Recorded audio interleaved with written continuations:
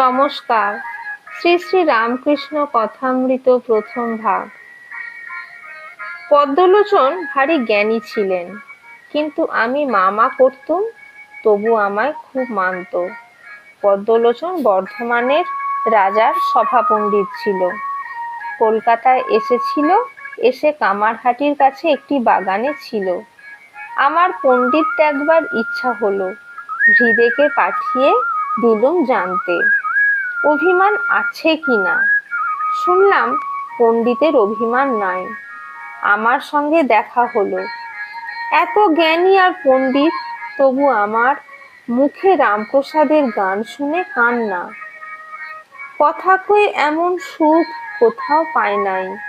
আমায় বললে, ভক্তের সঙ্গ করব এই কামনা ত্যাগ করো, নচেৎ নানা রকমের লোক তোমায় পতিত করবে।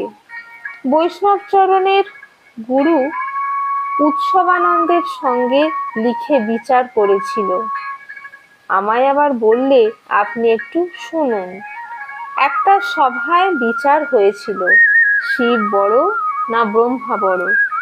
শেষে ব্রাহ্মণ পণ্ডিতেরা পদ্মলোচনকে জিজ্ঞাসা করলে, পদ্মলোচন এমনি সরল, সে বললে, আমার 14 পুরুষ শিবও দেখে নাই, ব্রহ্মাও দেখে নাই।